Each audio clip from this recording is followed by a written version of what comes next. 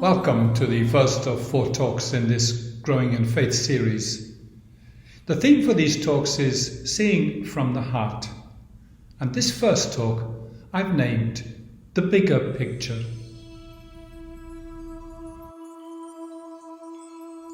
Growing in faith isn't always easy.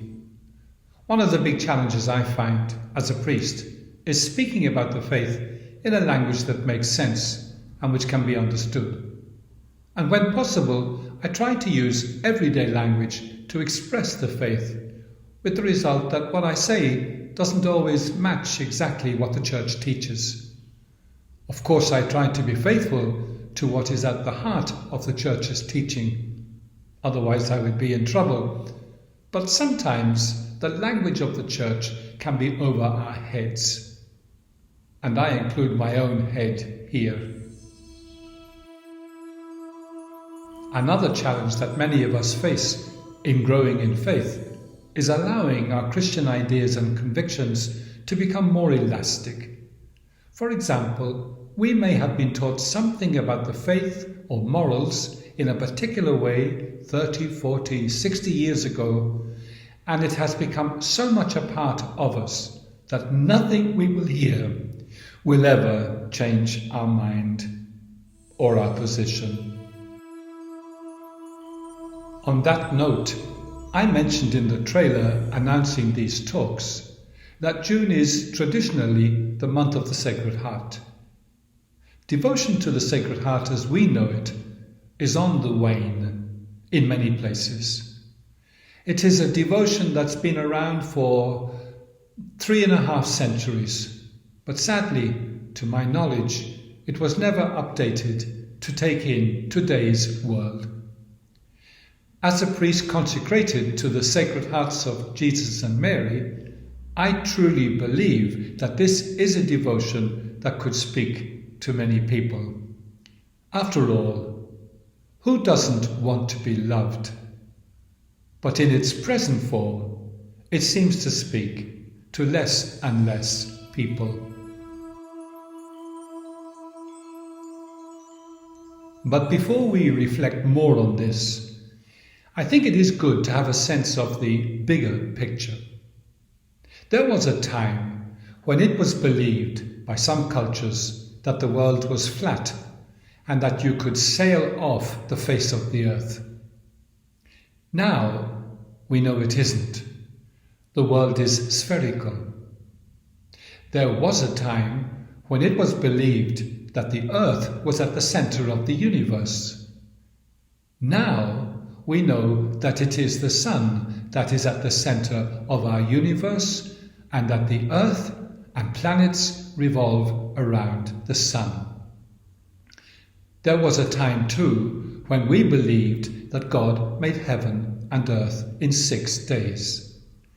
Now, most of us understand that the creation accounts in the book of Genesis are myths.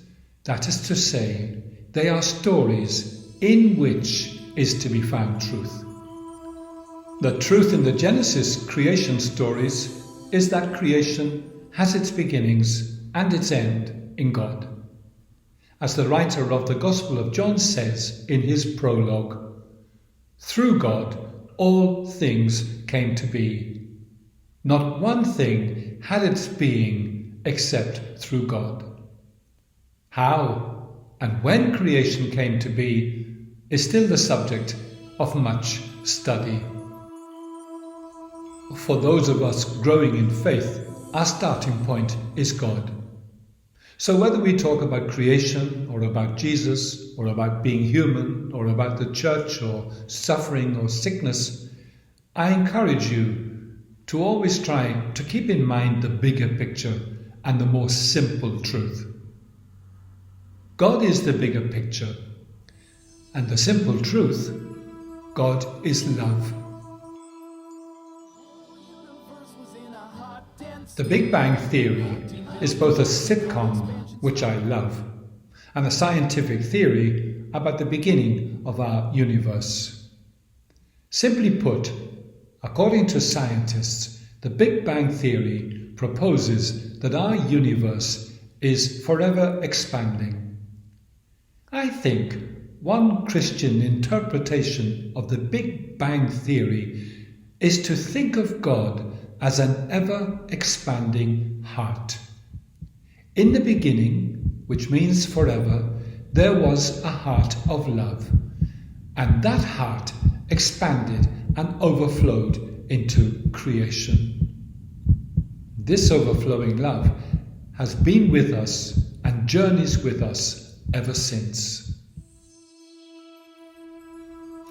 I know it is hard to hold on to an understanding of a loving God with us on the journey when we see so much suffering in the world. And sometimes I have to dig deep myself to believe this way. But the alternative for me is worse. The alternative offers us no hope. Believing in God, journeying with us in this world, this gives me hope. Some time ago, in a little reflection, I used the expression, depending on a heartbeat. I like to think of God sometimes as a cosmic heart, and that the whole of creation is depending on God's heartbeat for life and for its future. How do you like to think of God? Thank you, and look forward to see you next week. God bless.